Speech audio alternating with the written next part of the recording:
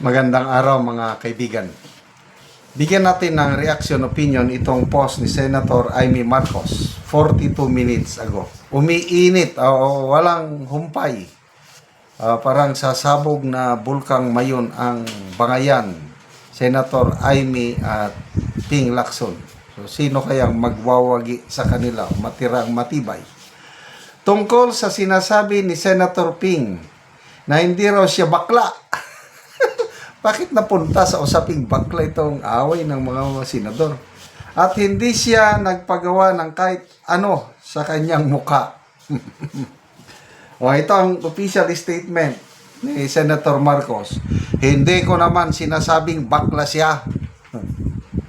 Pero, napakababaw pala ang kahulugan niya sa kung ano ang ibig sabihin ng tunay na lalaki. Walang masama sa pagiging bakla. At ganon din sa pagpapa-enhance ng kahit ano para sa sarili mo. Desisyon ng tao kung gusto niyang magpagawa ng kahit ano sa sarili niya. Desisyon niya rin kung gusto niyang sirain ang muka, pangalan at dignidad niya. Parehas yung nagtatanong ng magkano, how much, pahayag tungkol sa sinasabi na, sige, so tingnan natin people who reacted, 4,700 nag-react, 2,300 tumatawa, 2,000 ahang nag-like. Basa tayo sa mga comments. Grabing labanan ito. Nelson Kawili, Truth Hurts. Patrick Buada, Burn. Physical changes are a choice, but protecting your name and dignity is a responsibility. Well said, Senator Amy R. Marcos. Rhodes Mundane, Dignidad. Boom! Brice Curtis, same with Jingay. Amzari Gimba, nadali mo, madam. Onel Dinglasan, bakbakan na yan, Senator Amy. Lowage Odakden, good job, Auntie Amy, you're the best. Sige, banatan mo pa si Pinky. Analisa Cruz, tumpak yan, si Manang, Madam Amy, love ko. Michael Bustos, sa reaction pa lang, alam na, totoo yan. Marlon Fabregas, aray ko po. Kurt Bonape, he reacted that way means guilty si Pinky. Mikey Fernandez, it's a tie, parang wala tayong pinapa-enhance. Love it. Sabi, sapol. True.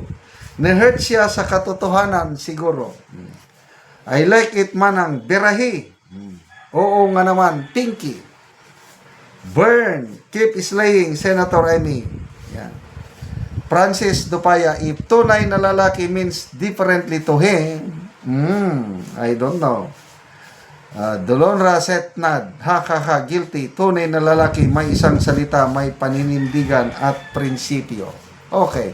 So, ulitin ko, ang bangayan sa dalawa, nagsimula dito sa 2026 national budget na tinagurian ni Senator Soto at Senator Lacson na pinakamalinis na budget. Di umano. Binatikos naman ni Senator Amy na punong-puno ng pork. Giniling na lang na pork. Nag-ibang itsura para hindi latado. So, yun po ang simula ng bangayan nila.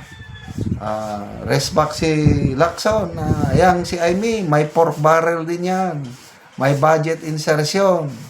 Sumagot si Amy, oy, hindi mo lang alam.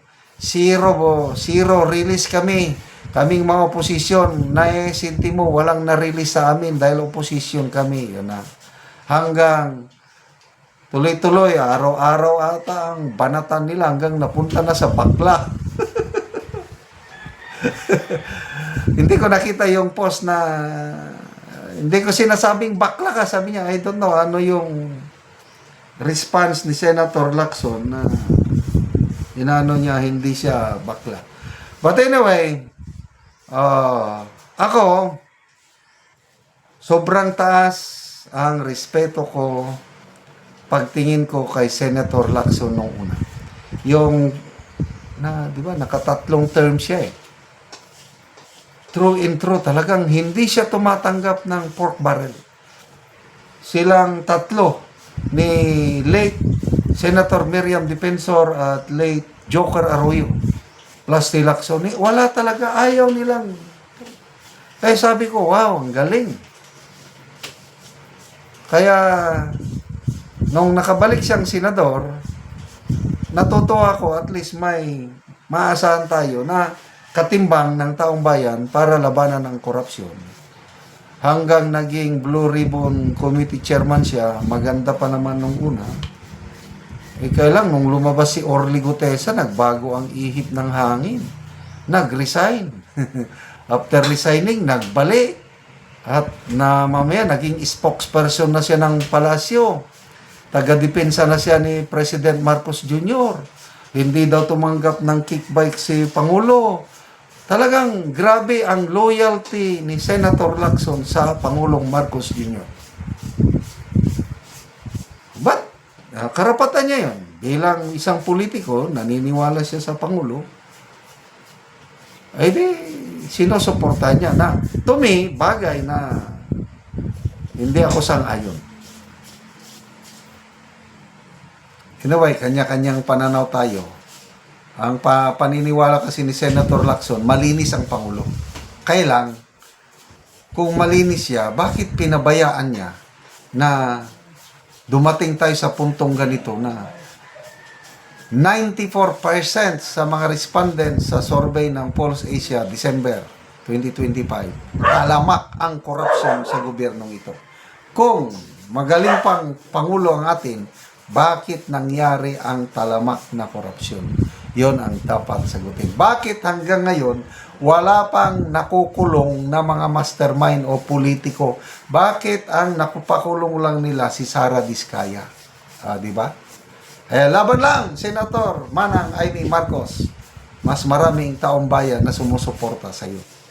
Salamat mga kaibigan sa inyong pagsubaybay sa ating channel. Nakakatulong kayo ng malaki sa tribong Talandig ng Bukidnon dahil ang income natin sa channel na ito is pantulong po sa tribo. Namimigay tayo ng libreng yero at pako para makapagpatayo sila ng mas maayos na tirahan. Panoorin nyo ang video na ito. Lang na taga Gero. So muna ni itsura sa iyang balay. Kita nato nga mag-atop na karon siyang kol kay mga busog kay kaya ang atop po. Manggut pa lang ko ligit. Ano dito nata?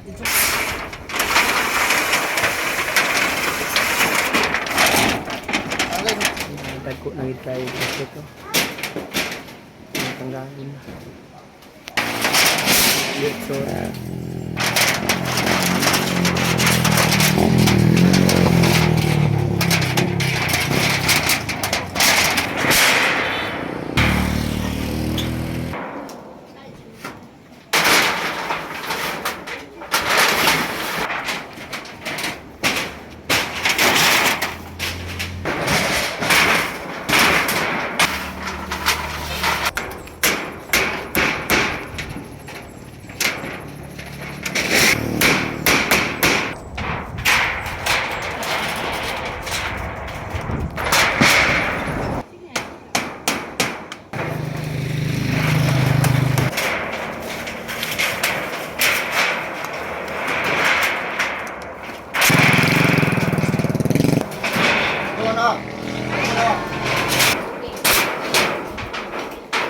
O karon human na gyud sa pag-atop, so nailisan na gyud ang mga atop ni Uncle nga buslot na, so karon maayo na gyud nga tan-awon. Salamat sa Ginoo sa nag-sponsor po, nagatag nga sa katapusan atop na gyud ko og magmasin.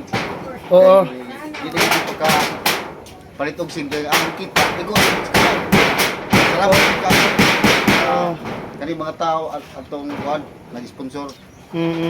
So pila gid ka tuig ko lang imong balay nga buslot na bago pa ka nakapuloy ka top. Mga pulo na siguro ka tuig. Sa napulo ka tuig so bago pa ka nakapuloy ka top. Bago pagyod, karon pagyod. Oh, so salamat kayo Col. Dili kayo kay sino na gid ka na nga mga buston. Oh, Salamat sa Ginoo ug sa nagtabang. salamat kayo.